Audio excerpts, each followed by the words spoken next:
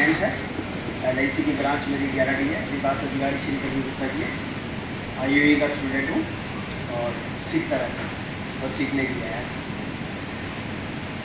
आज ये general insurance के ऊपर मेरा ये थर्ड टाइम चांस पड़ रहा है। इससे पहले 2 सेशन मैंने ऑलरेडी लिए हैं। तो मैं कुछ चाहता हूँ कि कौन ऐसे पार्टिसिपेंट हैं जिन्होंने मेरे दोनों सेशन अटेंड किए है कोई ऐसा? अरे वाह, बहुत अच्छी बात है। और एक सेशन जिसने अटेंड किया मतलब दोनों के साथ साथ वो भी उठा सकते हैं हाल। अच्छा, अपने एक सेशन। तो पहला सेशन जो मेरा 12 मार्च का था वो था मेडिक्लेम के लिए, और दूसरा सेशन मेरा कोई में था शायद पर्सनल एक्सीडेंट के ऊपर था। और उसके बाद पर्सनल एक्सीडेंट के साथ हमने इसमें जो कवर करा था, क्रिटिकल इलनेस कवर करा था, बेनिफिट्स की बात करी थी। तो दोस्तों आज जो भी हम अभी डिस्कशन करेंगे, मैं थोड़ा बहुत जितना आपसे बात करूँगा, उसके बाद हम लोग इंटरेक्शन करेंगे, आपस में बात करेंगे। आप लोग कुछ बोलिएगा, मैं कुछ, क्योंकि ये सेशन हम ओपन बनाएंगे।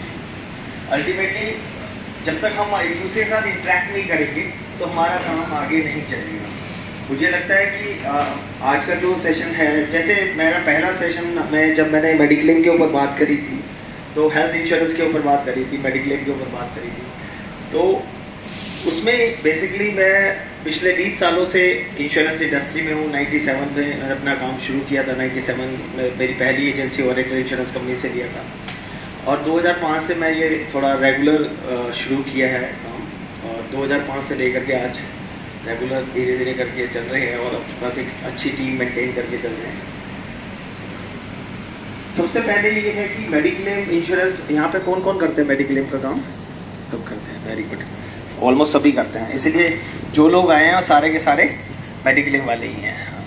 तो मेडिक्लेम जो मेरा काम करने का तरीका ये है कि शायद हो सकता है उसमें से कुछ चीज़ें रिपीट होंगी, क्योंकि काम जो आप कर रहे हो वही बताओगे ना, हर रोज नया तरीके से तो काम करोगे नहीं, जिस तरीके से कर रहे हैं। तो कुछ लोगों के लिए वो रिपीट भी होगी, और रिपीट होने को रिपीट नहीं कहा जाएगा, रिव्यू होएगा, रिवाइव होएगा, वो चीज़ दोबारा से निकल के आएगी। और जब जब चीज़ हम बहुत सारी चीज़ें सुनते हैं, बहुत जगह पे जाते हैं, वो हम सुनते हैं और फिर वो इम्प्लीमेंट नहीं कर पाते। तो आज हम जो बातें अभी करेंगे, जितनी बातें शुरू होंगी, उनमें से जो चीज़ें रिपीट होंगी तो समझना है कि उनको अपने को आगे लेकर के आना है।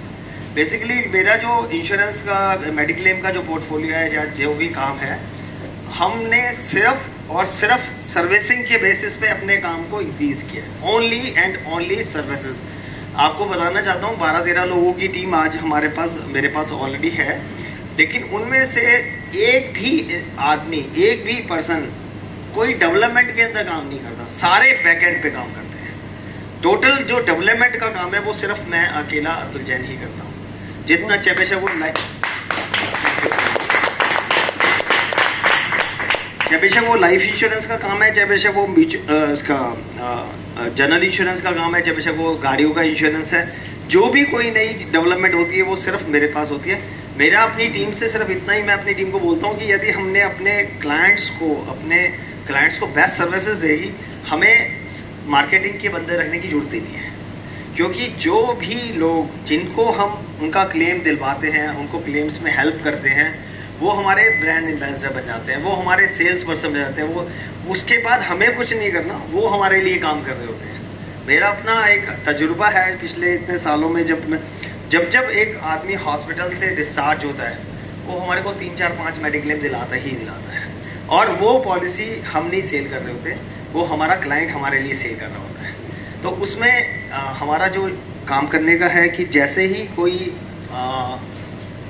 हमारा क्लाइंट हॉस्पिटल जाता है, तो कभी उसकी फर्स्ट कॉल मेरे पास आती है, और उस कॉल को हम अपने ऑफिस में ट्रांसफ़र कर देते हैं कि हमारे पास हेल्थ मैनेजर्स है, उनके पास असिस्टेंट है, उनको ट्रांसफ़र कर देते हैं कि भाई ये आदमी या ये इनके यहाँ पे लोग इस हॉस्पिटल में एडमिट है, और उस क्लाइंट को बता दिया जाता है कि इसके बाद से लेके जब तक आप डिस्चार्ज नहीं होंगे, हमारी टीम आपको हैंडल करेगी।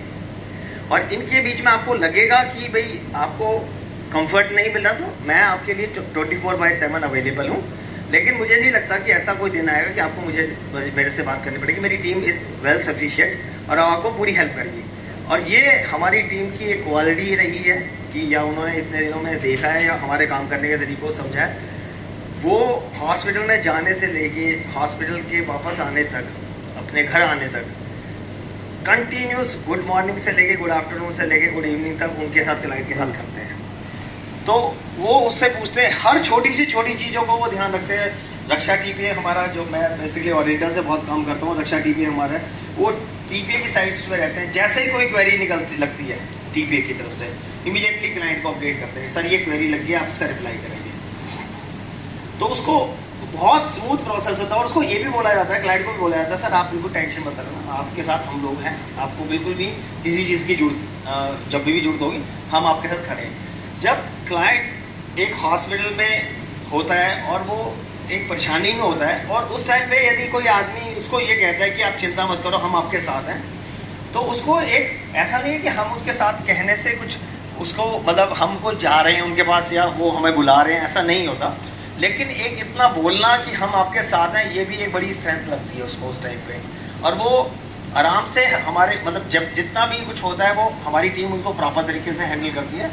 और जब हमारा क्लाइंट हॉस्पिटल से डिस्चार्ज होता है तो उसके बाद एक कॉल मैं उसको ज़रूर करता हूँ कि सर आप पिछले 3 दिन से 4 दिन से 5 दिन से हॉस्पिटल में थे, आपके कैशलेस प्रोसेस में, आपके हमारे ऑफिस के कम्युनिकेशन में आपको कुछ ऐसा लगा कि जो हमें इम्प्रूव करना चाहिए, आपको ऐसा लगा कि यहाँ पे हमारे यहाँ से लैप्सेस है।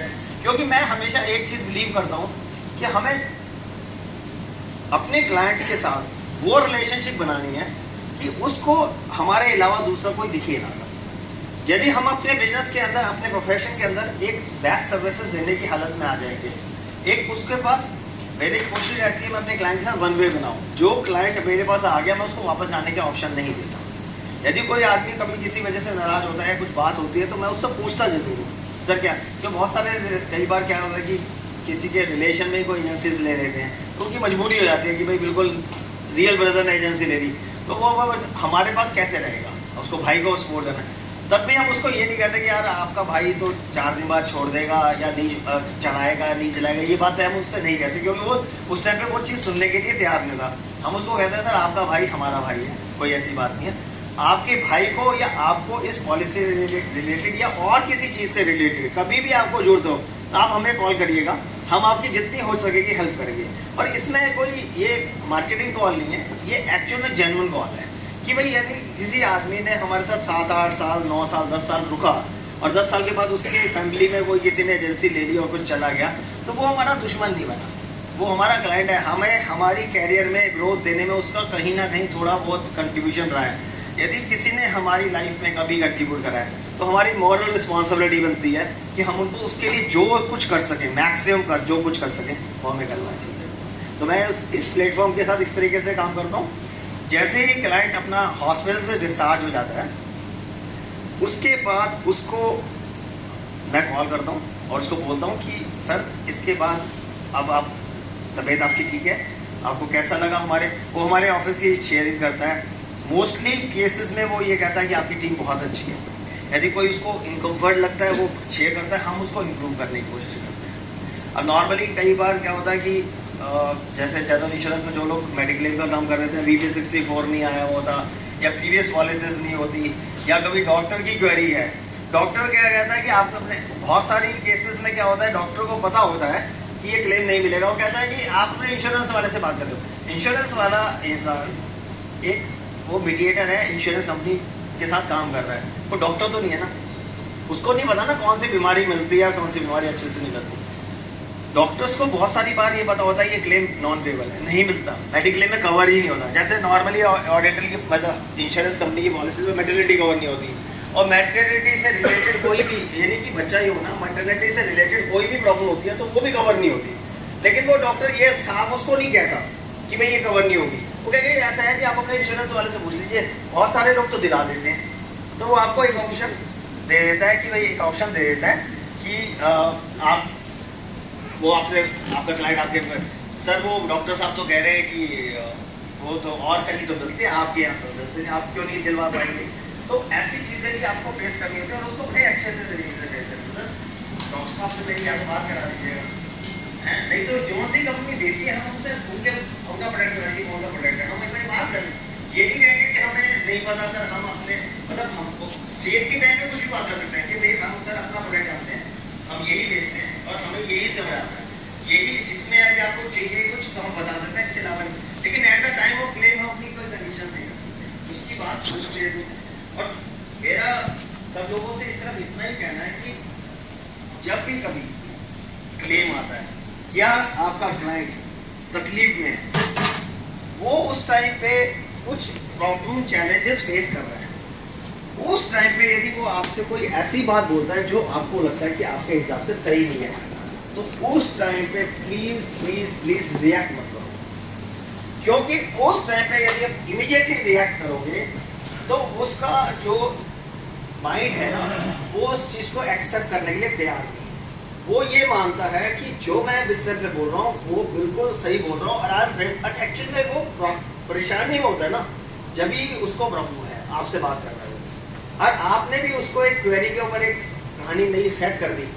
और जबकि आपको पता है कि बहुत सारी बार ऐसा होता है कि आपका क्लाइंट जो आपसे बात कर रहा होता है, आपको पता होता है उसका आपके हाथ में सोल्यूशन नहीं है, क्योंकि सोल्यूशन उसका बन जाएगा, लेकिन आप उसको भी उस टाइम पे कहेंगे सर मैं जरा आपको चेक करके बताऊंगा, और 1 घंटे या 2 घंटे या 3 घंटे बाद कॉल करेंगे ना, तो शायद वो आपको एक आपकी उसकी बुक्स में आपकी वैल्यू बढ़े, और आपने उसको इमीडिएटली रिएक्ट कर दिया, या आपने उसने थोड़ा शाउट कर दिया, आपने उससे डबल शाउट कर दिया, तो उस टाइम पे तो हो सकता है आप जीत गए, लेकिन आप उस क्लाइंट को हार जाओगे। तो अगर आपने टाइम दे दिया तो वो मेंटली प्रिपेयर भी हो जाएगा। हाँ, तो आप उसको थोड़ा सा अपनी जैसे अपनी आपकी नॉलेज है, आपने जैसे आपको समझ आता है कि ये जिस काम प्रोफेशन बने, थोड़ा सा हिंट दे दीजिए कि शायद मेरे हिसाब से इसमें आपको ये नहीं मिल पाएगा, फिर भी मैं आपको एक बार दोबारा से रीचेक, क्योंकि घंटा 2 घंटा 3 घंटा लेने के बाद आप दोबारा अच्छा अपने से कॉल कीजिए, उसकी फोन की वेट मत कीजिए। ये मत सोचिए कि यार मैंने तो उसको बोल दिया मैं बता दूंगा, यदि उसका फोन आएगा तो मैं जवाब दे दूंगा। आप सामने से फोन करके बोलेंगे ना, उसकी एक वैल्यू अलग होती है, क्योंकि उसको लगता है कि आपने कुछ किया है। अरे 3 घंटे बाद वो आपको फोन करे और आप उसके बाद फिर अरे ये सर मैं तो देखना भूल गया, ये फिर this is not the fair part. एक आदमी तकलीफ में है, आप उसने आपको अपनी तकलीफ को ये टाइम पे हेल्प करने के लिए आपको रखा है, और आप उसको लिंगर ऑन करे जा रहे हैं, लिंगर ऑन करे जा रहे हैं, वो एक प्रोफेशन के अगेंस्ट है।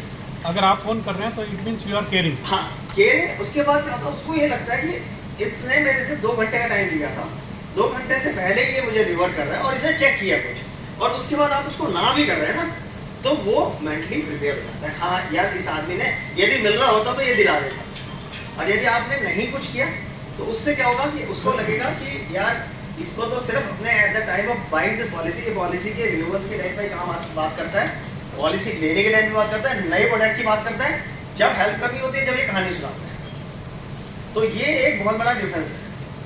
हम इस इंडस्ट्री के अंदर हैं, हम लोग सर्विस इंडस्ट्री के अंदर हैं, हम लोग सिर्फ सर्विसेज बेचते हैं। कोई आदमी ये सोचे कि मैंने चेक उठा के पॉलिसी दे दी और मेरा काम, मैंने अपना काम पूरा करा है, तो ये काम आपका है ही नहीं। ये तो आपकी टीम का काम है, वो उठा के जाएगी, चेक जमा कराएगी, पॉलिसी भिजवाएगी। उसको क्लाइंट को जब आपकी जरूरत है, उसको उस टाइम पे जरूरत है जिस टाइम पे उसका क्लेम आया हुआ है, उस टाइम पे आपको उसके लिए वो आपको एक्सपेक्ट करता है कि आप उसको one of the best services दें। इसके साथ साथ जैसे ही हमारा वो हॉस्पिटल वाला सेशन खत्म होता है, उसके बाद एक हमने ऑफिस में सिस्टम बना रखा है कि हमारे यहाँ से कॉल होता है ऑफिस से कि सर अब आप हॉस्पिटल से डिस्चार्ज हो गए हैं, इसके बाद आप रेगुलरली डॉक्टर के पास जाएंगे, आप कुछ टेस्ट भी कराएंगे, कुछ आप उसके बाद आपको कोई डॉक्टर की कंसल्टेशन भी होगी। ये सब चीज़ें जो आपके 30 दिन पहले की और 60 दिन बाद तक की चीज़ें हम आपको वापस, जितने भी खर्चे हैं हम आपको वापस दिलाएंगे। तो आप प्लीज़ अपने पेपर संभाल के रखिएगा, हमारा एग्जीक्यूटिव आकर के आपसे पेपर लिख जाएगा। तो उसमें क्या होता है कि ये क्लाइंट के पास मैसेज आता है कि हॉस्पिटल में तो जो हेल्प होनी थी हो ही गई, उसके बाद जो रीएमबर्समेंट वाला प्रोसेस है, नॉर्मली हमारे यहाँ इस इंडस्ट्री के अंदर जितने भी आप लोग काम कर रहे हो मेडिक्लेम के अंदर, इस चीज़ का कैशलेस तो बहुत सारे एजेंट कराते हैं, लेकिन रीएम्बर्समेंट के ऊपर कोई भी काम करना चाहता है, क्योंकि अल्टीमेटली वो तो फ्री सर्विस है। आपने यदि किसी के 10,000 रुपये दिला भी दिए तो आपके तो 1,000-2,000 लगने ही लगने। उसमें आपका लड़का जाएगा, पेपर्स लेके आएगा, उसको तैयार करेगा, तैयार करके टीपीए में जमा करेगा, टीपीए में क्वेरीज देखता रहेगा, उसमें कोई क्वेरी लगी फिर वो पूरी कराएगा, तो इट इज एक्सपेंसिव प्रोसेस। तो नॉर्मली जब हॉस्पिटल में बड़ा अमाउंट होता है जो कैशलेस होना होता है, वो उसके लिए तो हर आदमी कंसर्न होता है, नॉर्मली हर एजेंट कंसर्न होता है। लेकिन रीएम्बर्समेंट के केसेस के अंदर लोगों को लगता है कि वो अवॉइड करने में भी कोई बुराई नहीं है, क्योंकि अल्टीमेटली क्लाइंट बोलता है कि यार मेरे पैसे मिल सकते हैं तो दिला दो, नहीं मिल सकते तो बोलो ही ना। ऐसा नॉर्मल एटीट्यूड है हम इस लॉबी का। तो हमने इसको भी एक यूएसपी बनाया। हमने अपने ऑफिस के अंदर एक सिस्टम बनाया कि जैसे ही पेशेंट अपने घर पहुंचता है तो हम उसके बाद उससे पेशेंट से बोलते हैं कि सारे बिल्स आप संभाल के रखिएगा, पहले के बिल्स भी संभाल के रखिएगा, बाद के बिल्स भी संभाल के रखिएगा, हॉस्पिटलाइजेशन के बाद के बिल्स भी, और सब जब भी आप डॉक्टर को दिखाएं उससे उसकी रिसिप्ट लीजिएगा। आप कोई टेस्ट कराते हैं तो उसके आप पूरे बराबर रिसिप्ट लीजिएगा, सब कुछ लीजिएगा। और ये आप जब आपका ये प्रोसेस पूरा हो जाता है, वो हफ्ते कहते हैं भाई अगले हफ्ते बुलाया डॉक्टर ने, तो अगले हफ्ते के बाद उसकी डेट डाल दी जाती है कि भाई इस डेट पे हमें दोबारा कॉल करनी है। तो इस तरीके से हम उसको महीने के अंदर, या कभी कोई कहता है कि हफ्ते में ठीक हो जाता है पेशेंट, तो हफ्ते में जब उनके पेपर्स होते हैं वो लेके आता है एग्जीक्यूटिव हमारा, और हम उसको तैयार करके उसको भिजवा देते हैं टीपीएस के अंदर, तो उसको पैसे मिल जाते हैं। कभी कभी 5,000 रुपये, किसी 10,000 रुपये, किसी 25,000 रुपये, किसी 50,000 रुपये। ये पैसे जब उनके क्लाइंट के पास पहुँचते हैं तो उनको और कॉन्फिडेंस बनता है, यार ये खाली हमारा कैशलेस के टाइम पे भी उसने हेल्प नहीं करी, हमारी उसने रिइंबर्समेंट के टाइम पे हेल्प करी। तो बहुत सारी चीज़ें ऐसी होती है जो क्लेम्स डिनाई हो जाते हैं। क्लेम्स जैसे 2 साल के अंदर आते हैं और क्लाइंट बहुत अपसेट होता है कि भाई, तो उसमें आपको पेशेंसली देना है, उसको समझाना है। पहली बात, हम जब पॉलिसी बताने जाते हैं तो उसी टाइम पे उसको बता देते हैं, उसको लिस्ट दिखा देते हैं। जब हमारे यहाँ से पॉलिसी बन जाती है तो प्रोस्पेक्टस की कॉपी साफ देते हैं, उसमें लिखा होता है कौन सी चीज़ कब कवर है, और जब जाते हैं जब भी बताते हैं उसको क्लाइंट को कि भाई इसमें ये चीज़ इतने दिन बाद कवर है, ये चीज़ इतने दिन बाद कवर होती है। तो क्लाइंट को काफ़ी चीज़ें बताई हुई होती हैं, उसके बावजूद भी कई बार क्लाइंट के साथ कुछ कंप्लीट होने के रहता है, तो उस टाइम पे हमारे को अपना रोल बहुत पेशेंसली रखना है। तो अभी मेडिकल एम प्रोसेस के बीच में आपको किसी की भी कोई क्वेरी से हम उसको लेते हैं, फिर उसके बाद दूसरे तीसरे 3-4 चीज़ें हैं उसको एक करते प्रोसेस सर। वो जो लिस्ट बनाई हुई है वो शेयर कर दीजिए। लिस्ट कैसी सर? वो जो 2 साल के बाद कवरिंग है बीमारियों की, हाँ, वो 4.1, 4.3 ये सब चीज़ें होती है, वो मिल जाएगी आपको। बेसिकली हर कंपनी की कुछ अलग अलग होती है। हम लोग ओरिएंटल से बहुत ज़्यादा अच्छे से काम करते हैं, तो ओरिएंटल की साइट पे भी ये मिल जाएगा। नहीं, अभी मेरे पास है ना प्रोस्पेक्टस, अभी बिल्डिंग खत्म होती है व्हाट्सएप पे डाल। सर वो तो पॉलिसी वर्डिंग में मिल जाता है ना, हर प्रोडक्ट की जो पॉलिसी वर्डिंग है उसमें मिल जाएगा। एक एक करके करते हैं ना, सबको लेकर। आज असल में अभी ना ये मेरा डिफरेंट सेशन है, तो अभी तक जो मतलब दोनों सेशंस में जिन लोगों को की क्वेरी सॉर्ट आउट नहीं हो पाई है, जो लोग बाद में मिलते हैं, बाद में करते हैं, उस तरीके से चलेंगे ना, आराम से ओपन सेशन करके चलेंगे।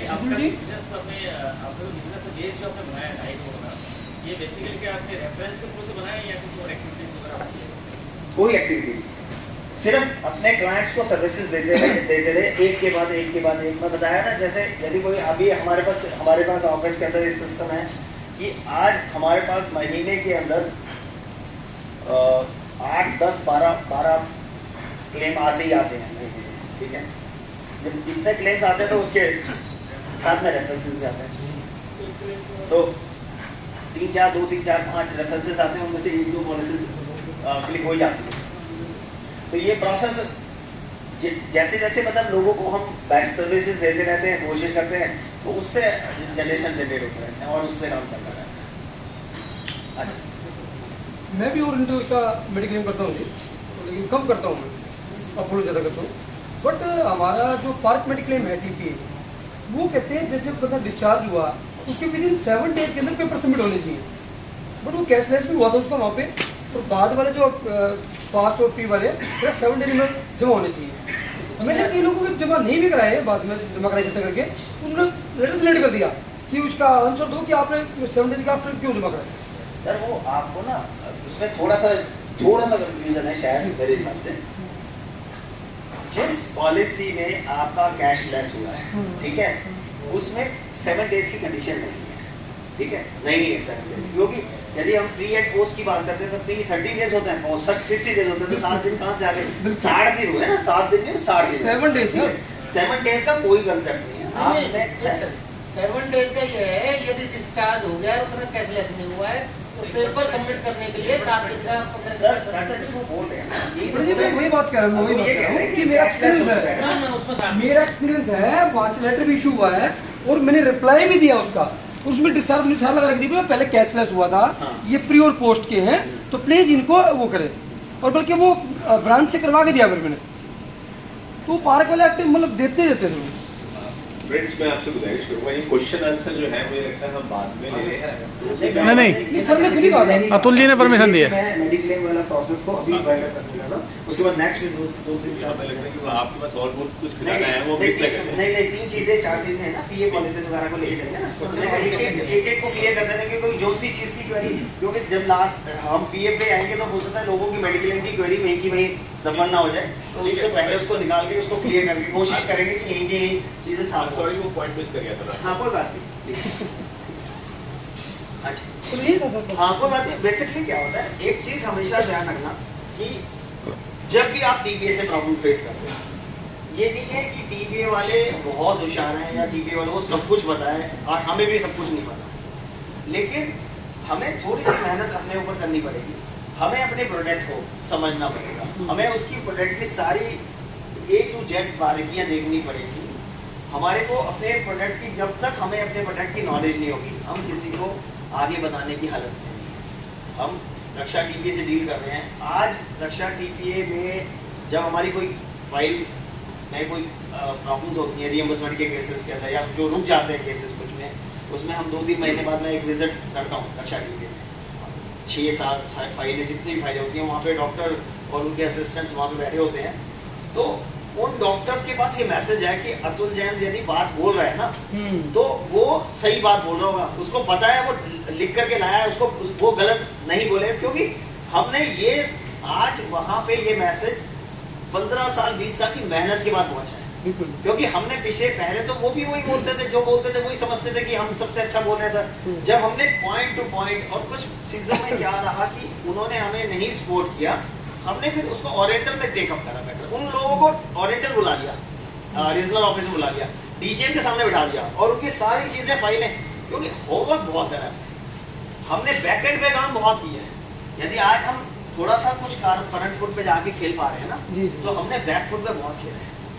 पहले अपना बेस सॉलिड किया है, क्योंकि अल्टीमेटली जब तक आप यदि बोलो कि मुझे सब कुछ पता है ना, फिर तो हमारा सबका सीखने की जिंदगी खत्म हो जाएगी। हमें हर रोज सीखना है, कोई बात आ रही है, हमें उसमें से निकालना है कि यार ये भी फायदे की हो सकती है, इसमें भी कुछ निकल के आ सकता है। तो जब आप अपनी कोई चीज, जैसे आपने बताया ना साहब, आप एक सिर्फ काम करो, कुछ मत करो, एक लेटर, उस आपने जब पार्ट टीपीए ने आपको लेटर दिया होगा ना कि भाई ये 7 दिन के अंदर है, उस लेटर की कॉपी ब्रांच मैनेजर को, डीजीएम को और एचओ में रजिस्टर्ड पोस्ट से भेज दो। टीपीए वाले आपके घर तक आएंगे पूछने के लिए, क्योंकि जब तक उन्हें नहीं पता लगेगा ना, ये सर देखो ये टीपीए को ही नहीं पता, तो ये क्लेम कहां से सेटल करेंगे। आप ये तो क्वेश्चन कर सकते हो सर, जब प्री एंड पोस्ट 30 और 60 डेज होते हैं, और आज ये लेटर डिनायल लेटर कैशलेस होने के बाद डिनायल लेटर ये हमारे पास दे रहे हैं कि आपने 7 दिन के बाद क्यों सबमिट कर रहे हैं, तो सर पहले तो इन्हें एजुकेट करो, क्योंकि पता नहीं ना जाने आज ये बेवकूफी कर रहे हैं, हो सकता है ऐसे कितने क्लेम उन्होंने पे कर दिए जो पेपर नहीं होने चाहिए। आप 2-4 चीजें इंश्योरेंस कंपनी के बेनिफिट की बात करके अपने आप समझ आएगा उन्हें कि टीपीएस को की भाई कहाँ पे। नॉर्मली हमारे यहाँ पे हम जब कोई काम कंप्लीट हो जाता है, किसी क्लाइंट का भी कंप्लीट हो, हम उसको भूल जाते हैं, आप उसको आगे के लेके चलो। उसमें आज हमने बहुत सारे काम किए, मैंने एक ओरिएंटल इंश्योरेंस में वो काम किया जो आज तक लोग याद करते हैं, आज तक है बताऊं उसका। ओरिएंटल इंश्योरेंस की पॉलिसीज के अंदर एक सर्कुलर था, ये मैं आपको बात कर रहा हूँ कोई 8-9 साल पुरानी, एक सर्कुलर था, जिस सर्कुलर के अंदर ये था कि आप न्यू इंडिया की, नेशनल की, यूनाइटेड की, इवन प्राइवेट कंपनीज की पॉलिसीज वोट कर सकते हैं, ठीक है, आप अपने पास ला सकते हो। वो सर्कुलर अलाउ कर रहा था उस चीज को,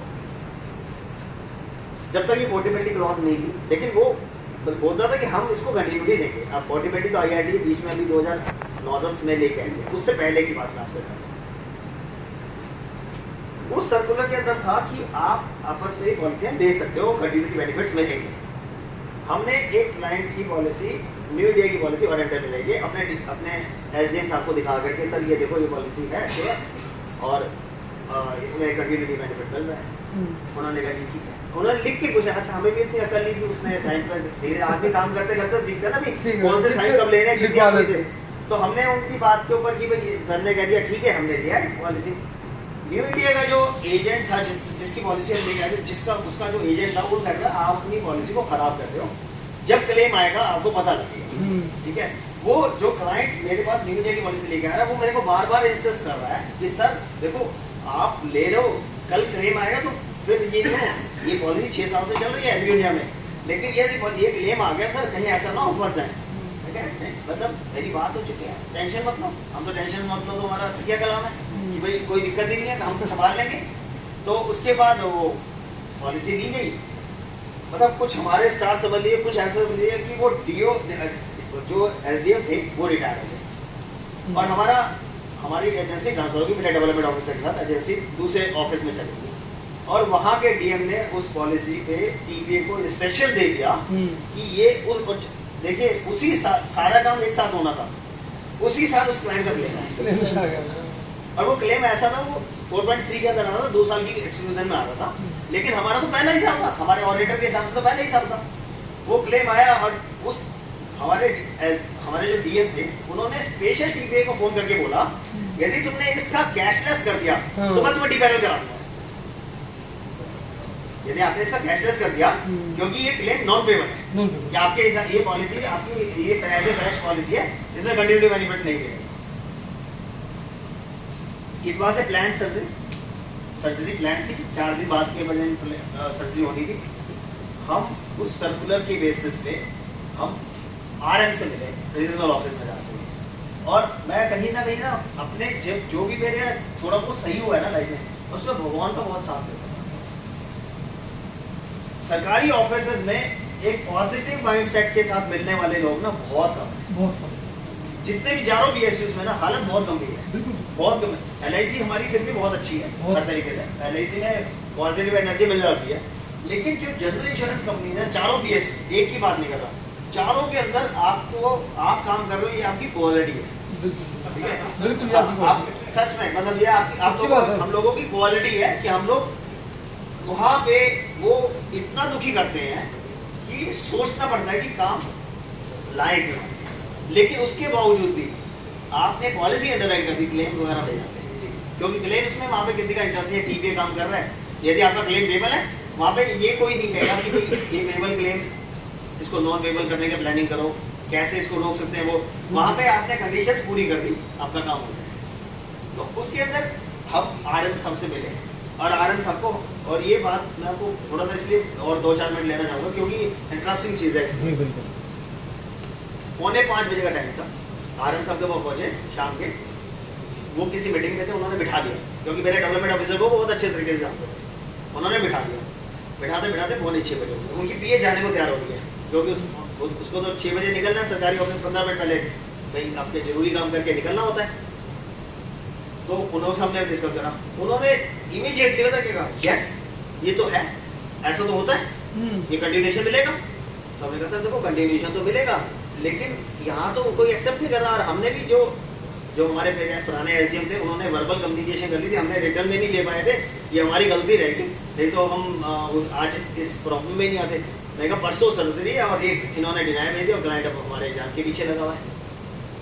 उन्होंने इमीडिएटली उसको अपनी पीए को बोला कि वेट करो यहाँ पे, उसको पर्टिकुलर सर्कुलर बताया कि वो सर्कुलर बुक निकाल के लाए, सर्कुलर बुक निकाल के लाए, उसमें से वो सर्कुलर निकाला, उसकी फोटोकॉपी कराई, एक लेटर बना के दिया और कहने लगे ये टीपीए को दे दो डायरेक्ट, ये कैशलेस तुम्हारा कल सुबह कैशलेस पहुंच। और उस लेटर के बेसिस पे जब वो हमारा कैशलेस हुआ तो हमने जानबूझ करके अपने डीएम एसडीएम को दिखा दिया कि भाई कैशलेस हो गया, तो उसने उसको इमीडिएटली फाइट किया। मैंने कहा था ना मैं तुम्हारा डिपेंड करूंगा, सर आरएम साहब का लेटर आया है, भेजो लेटर कौन सा है लेटर। उसके बाद से उस एसडीएम का हमारे से बात करने का तरीका बदल गया, वो कहने लगा यार ये बंदे ने मतलब कितना, और टीपीए वाले मेरे को बोलते हैं कि यार तुमने कितने लोगों का भला कराया ना तुम्हें नहीं खुद पता, क्योंकि इससे पहले सारे क्लेम डिनाई हुए थे, किसी को क्लेम नहीं मिला था। जिन्होंने ये गुड फेथ के ऊपर, जिन लोगों ने गुड फेथ के ऊपर ये पॉलिसी कर दी थी, उसके बाद हमें एक अच्छा वो मिल गया। उसके बाद हमारे जो बाद में 2013-14 में जो 12-13 में जो हमारे एसडीएम आए, उन्होंने भी हमारे को कहा कि आप ले आओ मोटिवेशन, लेकिन हम समझदार हो चुके थे। हाँ उस सर्कुलर के होने के बावजूद भी समझदार हो चुके थे। हमने कहा नहीं सर, हम एक क्लाइंट, हाँ सब कुछ हमने कहा ये सर क्लाइंट से एक लेटर लिखवा के ला रहे हैं। टीपीए जिस कंपनी का मतलब जैसे नेशनल का केस है, उस नेशनल के टीपीए से लाएंगे, इसमें 3 साल 4 सालों में कोई क्लेम नहीं है, ये हम टीपीए से लिखवा के लाएंगे, लिखवा देंगे, ठीक है। क्लाइंट से लेटर लिखवा के लाएंगे, उसमें मेरा डेवलपमेंट ऑफिसर उसमें एक रिकमेंडेशन देता था, this is a policy, it is the client is in a good age slab having a no claim history, kindly give the portability benefit, ठीक है। उसमें ये वो लिखा था और एसडीएम उसको अप्रूव करता था उसको। तो हमने कहा सर, उसको एसडीएम बोलते हैं सर इसकी कॉपी रखूंगा अपने पास, क्योंकि ये आपके ऑफिस में तो मिलने का भी नहीं, कल सुबह तो जाने के बाद ये कहाँ बेटा पहुंच जाएगा हमें भी नहीं पता चलेगा, पक्का नहीं मिलेगा, ठीक है। इसकी कॉपी रखूंगा। तो उसने वो एसडीएम ने हमारे को कहा यस ये आप रखिएगा अपने पास पूरा सेट बना के, कल मैं इस ऑफिस में हूँ या नहीं हूँ, लेकिन आपका क्लेम नहीं रोकेगा, आपके पास पूरे सॉलिड प्रूफ है, ठीक है। तो उसके बाद से फिर हमने वो काम शुरू किया और हमने बहुत सारी पॉलिसीज को इस तरीके से नेशनल की, न्यू इंडिया की, यूनाइटेड की पॉलिसीज हमारे पास लिया है। लेकिन अभी पिछले 1-2 सालों से 2-3 सालों से फिर हमारे जो नए एसडीएम आए हुए हैं वो उसको अलाउ नहीं करते। तो फिर हमने ऑलमोस्ट सभी कंपनी की 4 PSUs की एजेंसी हमारे पास ऑलरेडी हैं, अब हम अपने काम कर लेते, कोई दिक्कत नहीं। तो ऐसे होता है कि आप काम करते रहो, आपको जब कोई चैलेंज आता है ना, अच्छा आप ये समझिएगा कि एक एजेंट उसको कह रहा है कि तुम अपनी पॉलिसी खराब कर रहे हो, उसका कैशलेस डिनाई हो गया है, वो उस क्लाइंट के दिमाग में आपका इंप्रेशन क्या रहेगा? बिल्कुल जीरो। क्या रहेगा? वो तो कहेगा ना यार भाई साहब वो बंदा मेरा सही था, आपने अपनी नॉलेज में गड़बड़ कर दी मेरे साथ, मतलब वो बंदा ठीक था। हाँ वो बंदा सही था, आप देखो पॉलिसी। मैंने उसको जब भी एक कमिटमेंट, अच्छा ये आपको ना देखो, जब आप इस प्रोफेशन में हो ना, एक बात का बहुत ध्यान रखना, या तो कोई बात बोलना मत, और बोलना तो हटना मत। मैंने उसको ये भी कमिटमेंट करी थी, मैं कहा यहाँ पे यदि ये ओरिएंटल कैशलेस नहीं करेगा तो अतुल जैन कैशलेस करेगा। बिल्कुल सर, आपकी ये सर्जरी आपके पैसे से नहीं होगी, हमारे पैसे से होगी। बिल्कुल सर। क्योंकि आपने किसी आदमी के फेथ के ऊपर उसने आपके ऊपर गलती से फेथ किया है, और जिसने आपके ऊपर फेथ किया है आप उसके साथ चीटिंग नहीं कर सकते। बिल्कुल सर। आपको उसको तो वो देना ही नहीं देना। आप वहां पे यदि वो हमें आरएम अच्छा मिल गए, हमें भी मालूम है यदि मान लिया आरएम नहीं भी मिलते, वो डिनाई कैशलेस भी डिनाई होता, मुझे इतना कॉन्फिडेंस था कि क्लेम दिला दूंगा, लेकिन वो रिम्बर्समेंट में जाके मिलता, वो टाइम लगता। लेकिन क्या होता है उसके बीच में जो क्लाइंट से गैप है ना वो लंबा हो जाता, वो लंबा हो जाता। तो उसको हमने रोकने के लिए कोशिश करी गई कि भाई मेहनत करी, तो एफर्ट्स करने पड़ते हैं। कई बार क्या होता है, अभी मेरे पास 1-2 फोन आए थे कि ऐसे आप लोग थोड़ा सा अपनी, मुझे सारी कंपनियों की पॉलिसीज नहीं पता, मैं आप मेरे को कोई भी देखो, यहाँ पे हम आए हैं स्टडी सर्कल में, इसके अलावा हम पहले IOE में जुड़े हुए हैं, हम लोग IOE से सब कुछ सीखे हैं, वहाँ पे भी बहुत सारे दोस्त हैं, कोई भी कुछ भी फोन करता है, तो हमारे पास सारी कंपनी की पॉलिसीज नहीं पता हमारे को कि कौन सी गाइड। तो आपको यदि कोई पॉलिसी आप सेल कर रहे हैं तो आप उसकी पहले प्रॉस्पेक्टस गाइडलाइन एटलीस्ट पढ़ो।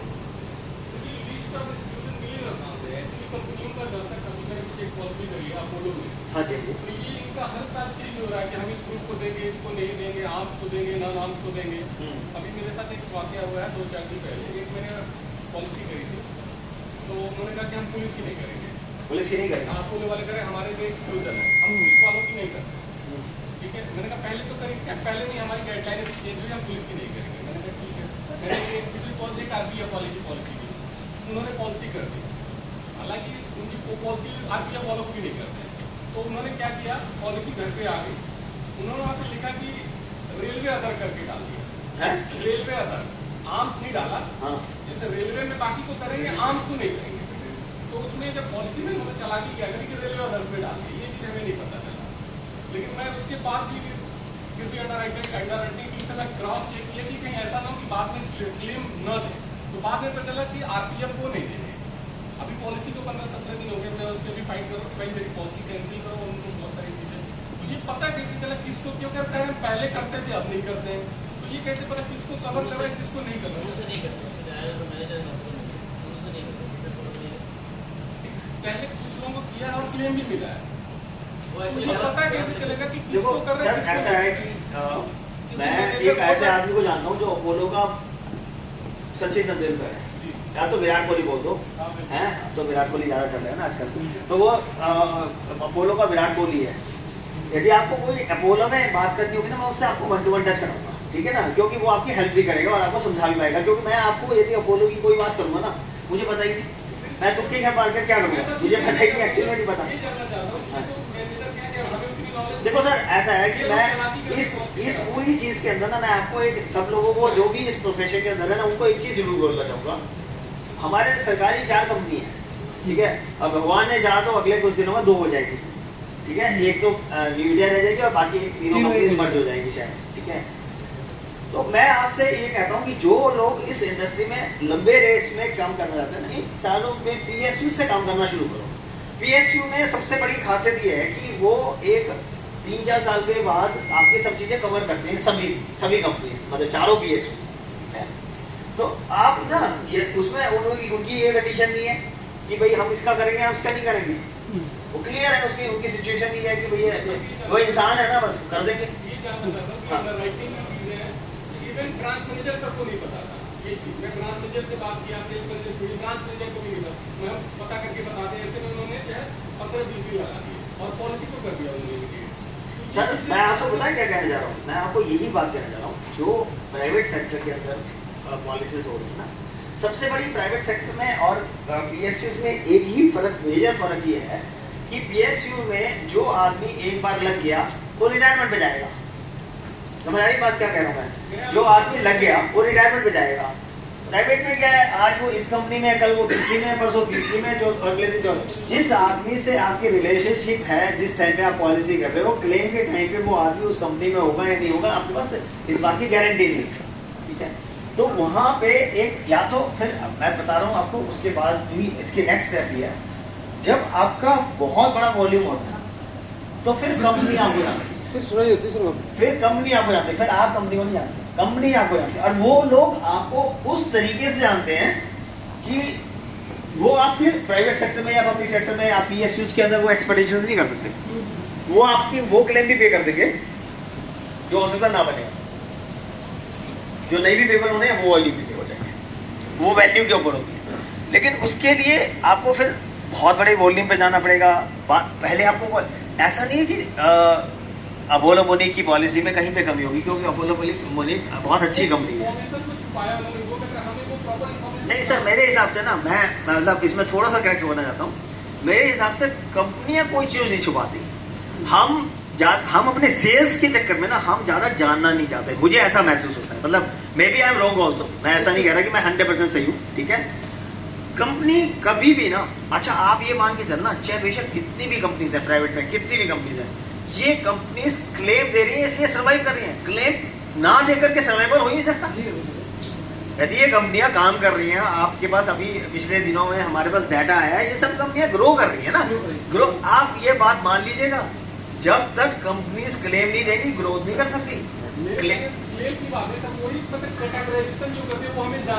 अरे वो आप ना पॉलिसी वर्डिंग है सर, आपको ना थोड़ा सा ना मेहनत करनी पड़ेगी, आपको प्रोटेक्ट, आपको ना आप ना, ऐसा है, मैं हमेशा एक बात मानता हूँ, जिस चीज में आपको डाउट लगे ना, उस चीज की पहले पॉलिसी पंच करने से पहले क्लियरिटी लो। पॉलिसी पंच करने के बाद क्या क्लियरिटी लेनी है, ठीक है ना। आप उससे पूछो, ये CRPF को देते हैं, पुलिस वालों को देते हैं, वकील को देते हैं, चार्टर्ड अकाउंटेंट को देते हैं, जिनको देते हैं उनकी करो, जिनकी नहीं देते उनकी कहीं और बहुत सारी कंपनियां हैं, कहीं भी कर दो, ठीक है ना सर। तो ये थोड़ा सा फायदा है सर। ये PED के लिए, जैसे कि PED के अंदर क्या होता है, किसी में 24 मंथ का होता है, किसी में 48 मंथ का होता है। सपोज किसी की पॉलिसी के लिए गया, हम उससे जनरली पूछते हैं कैसी है हेल्थ, वो बोलता है जनरली गुड। अगर कुछ उसके अंदर डिजीज़ है जो पहले से चल रही है बट अभी तक डिस्कवर नहीं हुआ, उसके लिए ट्रीटमेंट नहीं हुआ, और वो अचानक डॉक्टर के पास गया, वो डिजीज़ आ गया, डॉक्टर बोले तो पुरानी चल रही है बट कभी डिस्कवर नहीं हुआ कभी भी, तो दैट विल कवर और नॉट।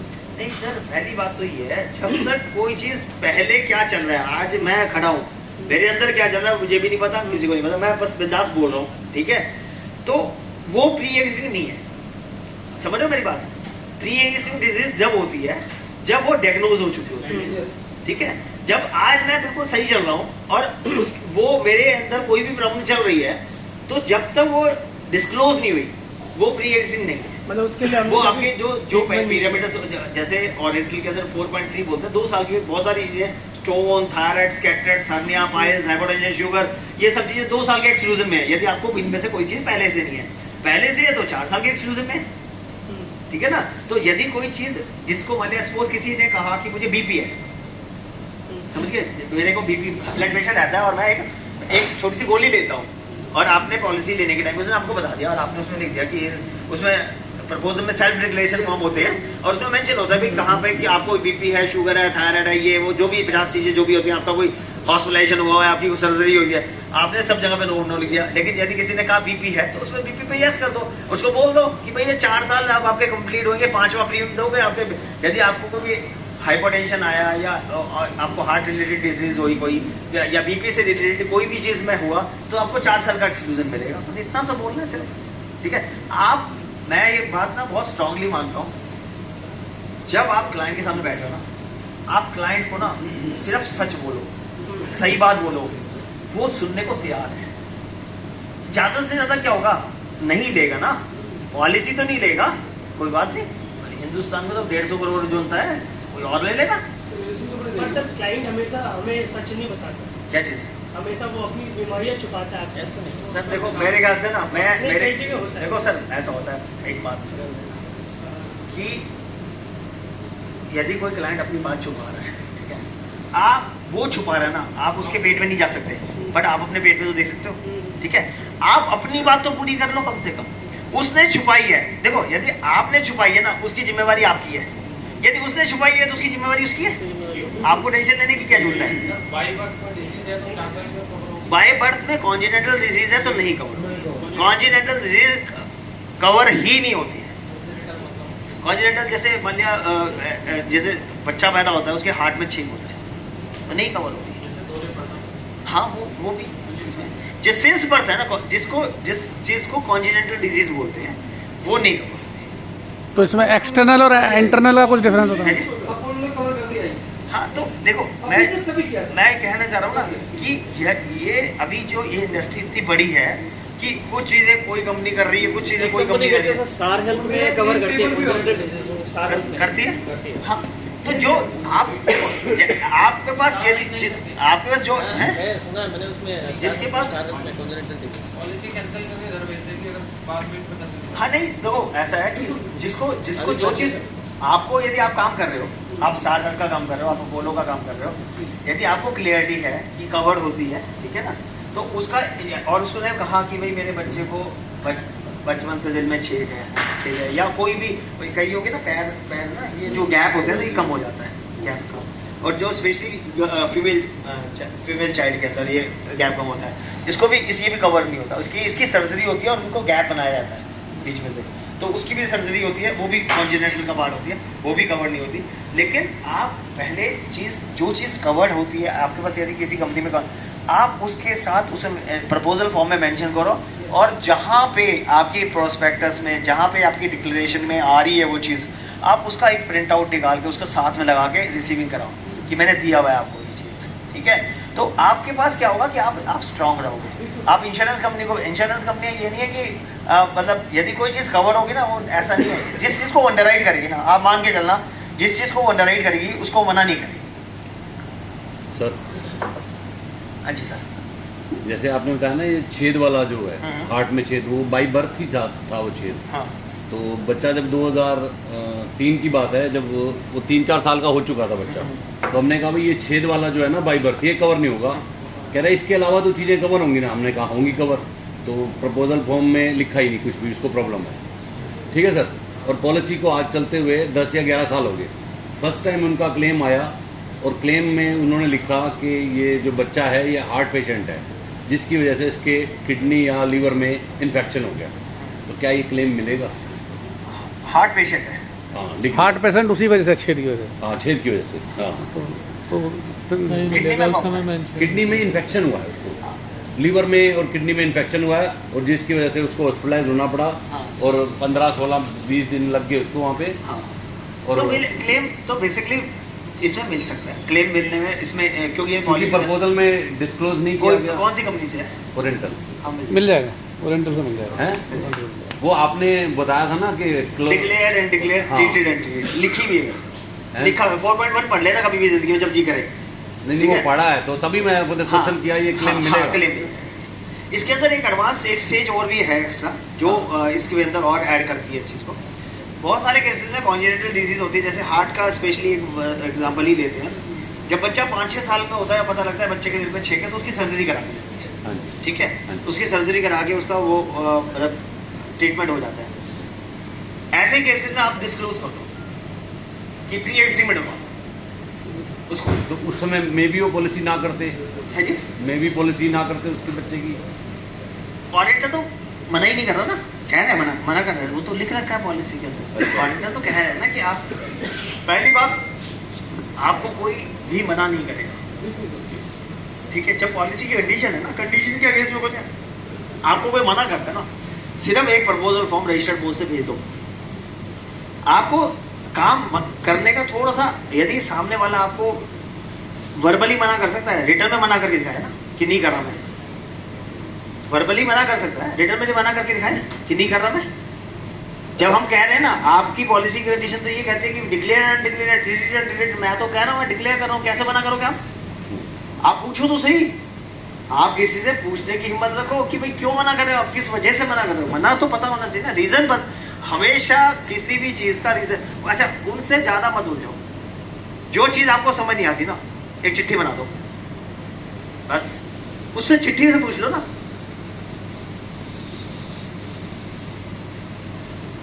हाँ जी मैम प्लीज। सर मैंने अभी 1 साल पहले एजेंसी की स्टार हेल्थ, 1 साल पहले हेल्थ की एजेंसी स्टार, तो सर उसमें मेरे कजन ने अभी इसे ऐसे पकड़ रहा है, लेकिन उसने क्या लैप्स कर दिया पॉलिसी, हाँ, लेकिन उसके बाद स्मार्टली आज उन्होंने दोबारा से उसको कराई, और उसकी जो पॉलिसी होगी 2 दिन के अंदर, उन्होंने बताया कि उसकी वाइफ को ब्रेस्ट कैंसर डायग्नोज हुआ है, ऑपरेशन पॉलिसी होती है, और उसके मतलब 1 वीक के अंदर ऑपरेशन है। तो क्या उसका फ्यूचर क्या है, और उसका उनकी डिलाई रहेगी और पॉलिसी मतलब पॉलिसी रिन्यू होने के कितने दिन के बाद पता लगा आपको? फिर से आज मैं पेमेंट लेकर आई और उसके 2 दिन के बाद उन्होंने मुझे कॉन्टेक्ट किया, मतलब अगले दिन कर दिया उनको डायग्नोज हुआ कैंसर, और ऐसे अगले हफ्ते मुझे ऑपरेशन कराना। और वो गैप कितने दिन का रहा था? गैप लगभग 1-1.5 महीने का। 1-1.5 महीने का रहा था। मतलब तो उन्होंने आपकी वो पॉलिसी रिन्यू नहीं करी, फ्रेश पॉलिसी करी, राइट? हैं? नहीं, अगर इनकी FHO है तो उसके अंदर 2 महीने का ग्रेस है। कॉम्प्रिहेंसिव। अच्छा, कॉम्प्रिहेंसिव। ये बेसिकली स्टार हेल्थ की बात कर रहे हैं मैडम। देखो मतलब वैसे तो आपने एक ये ना एक मतलब शक की बिंदु पे तो खड़ा ही है, क्योंकि एक पॉलिसी आज बनी है, 2 दिन के बाद है, 2 दिन तो मतलब पहले टेस्ट हुए हैं है जी, टेस्ट हुए तभी तो उनको पता चला। नहीं 2 दिन पहले ही टेस्ट हुए हैं। लेकिन उन्होंने उसको बताया नहीं ना। हाँ। जब तो रिव्यू कराई है ना, जब पता अच्छा, तो मैडम देखो ऐसा है कि देखो इस चीज में तो हम भी कहीं ना कहीं गलत है ना, हम भी तो गलत है ना इसमें। देखो इंश्योरेंस कंपनी बाद में गलत है, पहले हम गलत है मैडम। गलत तो ये पहली बात ये है कि मैडम देखो मेरी बात सुनो, मेडिक्लेम की पॉलिसी का रिन्यूअल ना होना सबसे बड़ा गलती है, ठीक। हाँ मैडम, फिर लापरवाही का फिर हर्जाना कोई उतारेंगे ना। अब आप समझे, हाँ, तो क्लाइंट ही संभालेगा ना। आप उनको बोलिएगा कि भाई देखो ये क्लेम पेबल नहीं होगा, आप उसको आप उनको फ्यूचर क्या है उसमें उनको कैंसर से रिलेटेड को छोड़ के सब कुछ मिल जाएगा। हाँ सर, मैंने एक ओरिएंटल में पॉलिसी की थी, उस बंदे को पहले बाईपास हो रखा था, तो उसकी डिस्चार्ज भी लगा के और मैंने ओरिएंटल पॉलिसी कर दी। उन्होंने उसमें लिख भी दिया कि यार वो 8 से थी, तो 4 साल बाद तो कवर हो जाएगा वो भी। बिल्कुल हो जाएगा। हाँ 4 साल के बाद, मतलब ये बात बहुत क्लियर करना कि जब आप 5वां प्रीमियम दे रहे हो, लोगों के दिमाग में 4 साल ना 4था प्रीमियम देती हो जाता है। ठीक, ये चीज ना असल में ना जब आप कोई भी पॉलिसी किसी से डिस्कस करते हो ना, तो बहुत बहुत क्लियर करो कि सर 2 साल के बाद जब मैं 3रा प्रीमियम लूंगा, 4 साल के बाद जब मैं 5वां प्रीमियम लूंगा, जब आप इतनी सब क्लियरिटी बोलोगे ना, उसको समझ आएगी, वो रिकॉल करेगा। नहीं तो कहेगा आप तो भाई साहब क्या कहते हैं 4 साल बाद हो जाएंगे। सर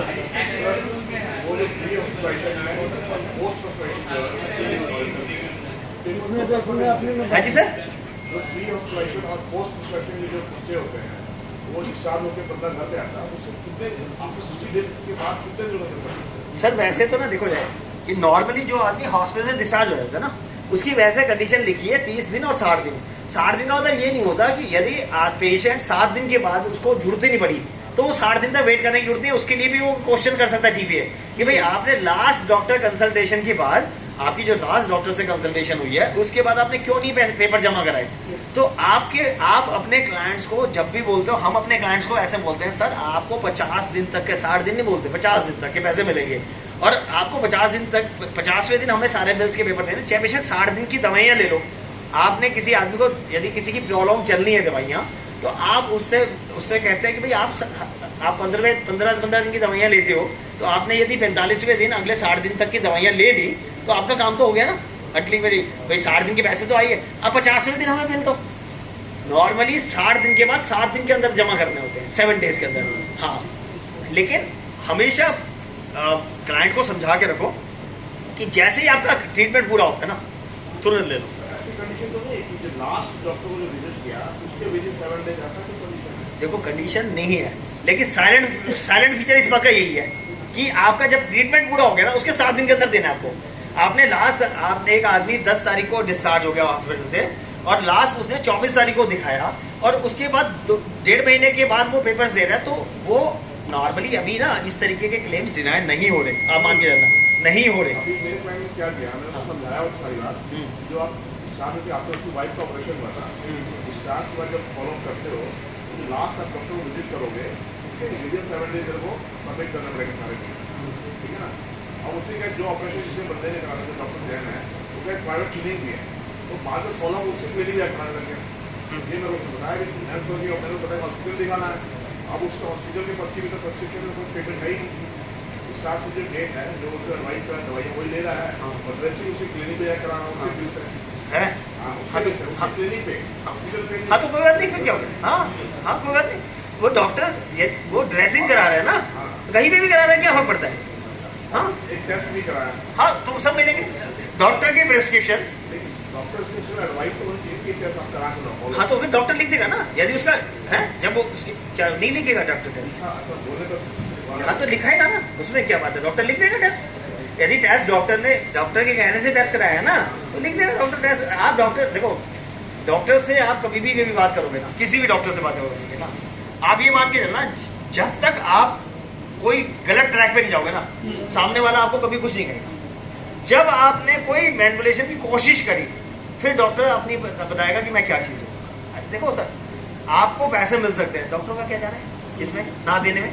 यदि उसने कहा है कि आपने फलाना टेस्ट कराना है तो लिख देगा, उसमें क्या लिखा है। आपने कई बार मेरे मदर के केस में, अभी मेरी मदर अभी लास्ट मंथ के साथ प्रॉब्लम हुई है, बोल रहा हूँ, तो उनके केस में मेरे डॉक्टर ने मेरे को अल्ट्रासाउंड बोल दिया था, फोन पे बोल दिया था अल्ट्रासाउंड करना है। बाद में जब मुझे प्री एंड पोस्ट लगाने पड़े तो मैंने उनसे डॉक्टर से कहा सर ये अल्ट्रासाउंड लिख दीजिए। उसने लिख दिया था, 2 मिनट के अंदर लिख दिया अल्ट्रासाउंड। उसमें क्या बात है, यदि फोन पे मैंने ले लिया था, उससे बात ले गई, मैंने करा लिया, मुझे बिल सबमिट करने थे, उसके चेन बना के देनी थी पूरी, मैंने ले उसे।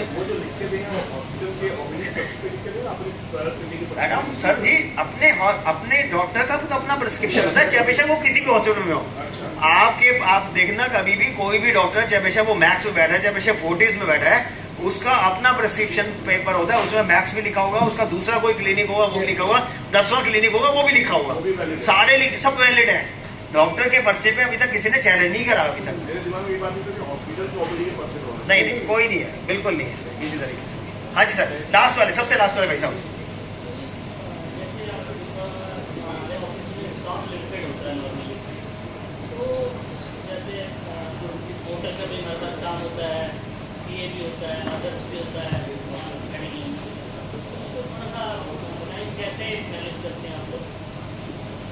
सॉरी, मतलब आप ऑडिटर के स्टाफ की बात कर रहे हैं या अपने स्टाफ की? अपने स्टाफ। हाँ, कितने लोग हैं आपके वैसे? 7 लोग हैं। और क्या क्या काम करते हैं आप? अकाउंट्स। अच्छा सर, ऐसा है कि आपको ना थोड़ा सा उसमें बाइफिकेशन करनी पड़ेगी कि भाई ये स्टाफ इस तरीके से काम करेगा, ये काम इस तरीके का करेगा, क्योंकि हमने क्या बेसिकली डिपार्टमेंट वाइज बना रखे हैं।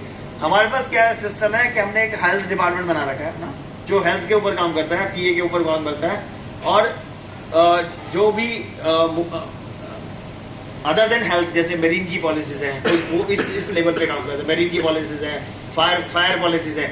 तो ओरिएंटल का एक सेगमेंट या ओरिएंटल या जनरल इंश्योरेंस का एक सेगमेंट वो पर्टिकुलर डिपार्टमेंट देखता है।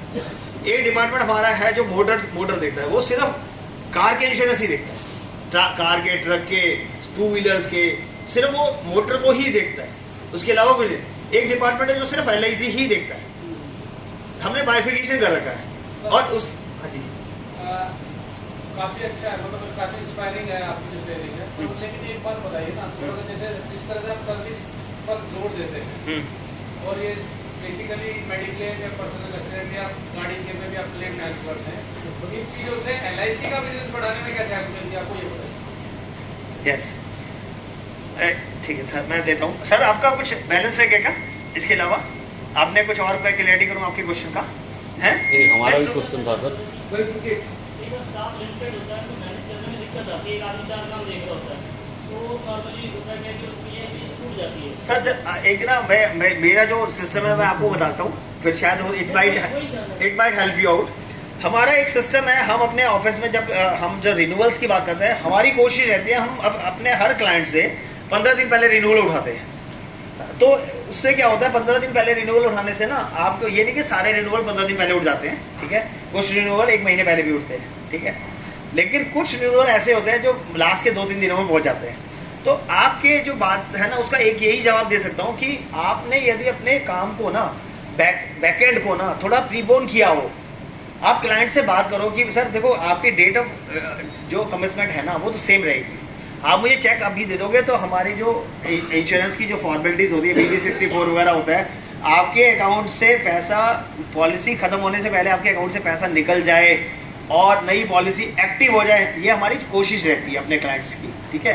तो उसमें क्या होता है, जब हम ऐसे काम करते हैं ना तो किसी भी पर्टिकुलर डे पे ना बहुत ज्यादा प्रेशर नहीं होता, एक आधा काम होता है वो आराम से निकल जाता है। यदि आपने आज पॉलिसी, कल सवेरे पॉलिसी 7 लोगों की मेडिक्लेम खत्म हो रही है और 5 लोगों की गाड़ियों की खत्म हो रही है, 3 लोगों की पीए खत्म हो रही है, तो मैस अपने आप बनेगा, मैस बन जाएगा। उसको बनाने और कुछ कहीं और से बाहर से लाने की जरूरत नहीं पड़ेगी, अपने आप ही बन जाएगा वो मैस, क्योंकि अल्टीमेटली इतनी सब चीजें नहीं मैनेज हो सकती। यदि आपने थोड़ा सा अपने काम को प्रीपोन कर लिया ना तो उससे थोड़ी सी हेल्प मिल सकती है। आप अपने रिन्यूअल कोई भी, मतलब स्पेशली हमारी तो कंडीशन है, मैंने अपनी टीम को बोल रखा है, जो भी क्लाइंट आपको 7 दिन पहले चेक देने को मना करता है ना, है अब उसको मैं सुबह 2 घंटे ऑफिस बैठता हूँ, मेरा सुबह 10 बजे से 12 साढ़े 12 बजे तक ऑफिस बैठने का टाइम है, मैं कल लिस्ट बना के मेरी टेबल पे रख देना, मैं करूंगा ना बात उनसे नॉर्मल। मैंने कहा यदि क्लाइंट मना कर रहा है ना, वो कह रहा है कि अभी 7 दिन है, ये जो बोलता है वो 7 दिन है, नहीं देना चाहता, आप लिस्ट बना के मेरी टेबल पे रख दो, मैं बात कर लूंगा कि क्यों नहीं मिल रहा चेक, मैं बात करूंगा तो उनसे सिर्फ, क्योंकि अल्टीमेटली क्लाइंट ना मेरे एम्प्लॉइज को तो कुछ भी बोल सकते हैं, वो मेरे को नहीं बोल सकते। जब मैं बोलता हूँ ना फोन करके सर चेक बनाना है, सब भेज दो ना, आधे से ज्यादा केसेस में तो कभी डिस्कशन ही नहीं हुआ, सर हमने कब मना करा, ले लो सर चेक। तो बस उनको, या जब कई बार तो मेरा स्टाफ भी उसी चीज का फायदा उठा लेता है, क्या सर देखो चेक दे दो, नहीं तो सर का फोन आएगा, नहीं क्या नहीं भेज दो भेज दो, कोई बात नहीं चेक ले। तो मतलब वो इतना रिलेशनशिप बनाना पड़ेगा तब जाके काम चल पाएगा। थोड़ा सा मतलब बेसिकली क्या है ना, काम को यदि हम प्रीपोन कर लेंगे ना, थोड़ा सा काम प्रीपोन कर लेंगे तो लाइफ इजी हो जाएगी सबकी, वो लास्ट मोमेंट के जो मैस है ना वो नहीं हो पाएगा।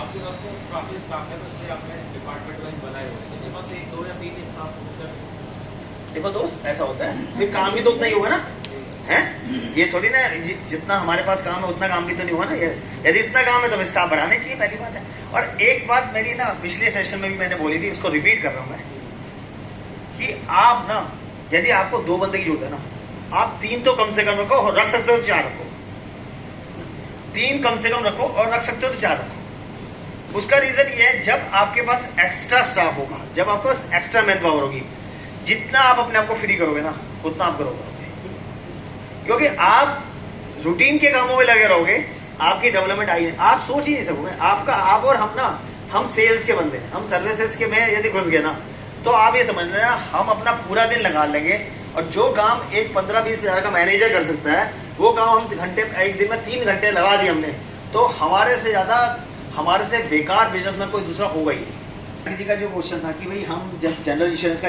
काम करते हैं और लोगों की कोशिश करते हैं कि हेल्प करने की, और लोगों को अच्छे से सर्व करते हैं और उनकी सर्विसेज ध्यान से करते हैं, तो उसके बाद आपका बेसिकली क्या है कि जैसे मैं LIC और जनरल इंश्योरेंस दोनों का, मैं सिर्फ मेरे साथ ये है कि मैं सिर्फ इंश्योरेंस ही करता हूँ, मैं अभी म्यूचुअल फंड नहीं करता और या इसके अलावा कोई फाइनेंस का काम नहीं करता, इसके अलावा मैं कोई और कोई नई चीज़ नहीं करता सेटिंग में कि भाई कोई बहुत सारे लोग हाउसिंग लोन का काम करते हैं, बहुत सारे लोग ऑटो इंश्योरेंस और ऑटो फाइनेंस का काम करते हैं, मेरे पास सिर्फ इंश्योरेंस पोर्टफोलियो है। तो मेरे को जिन लोगों को मैं जनरल इंश्योरेंस में गाड़ी की, जिसको गाड़ी का क्लेम दिलवा दिया या जिसका गाड़ी क्लेम का क्लेम मिल गया, तो उसको उस टाइम रिलेशनशिप दिखती है कि हाँ यार इस बंदे की वजह से मेरे को स्मूथ है, क्योंकि गाड़ियों में भी रोज डेली बेसिस पे किसी गाड़ी मिल गई, सर्वेयर का काम है पहले सबसे पहले मना करना कि ये नहीं मिलेगा।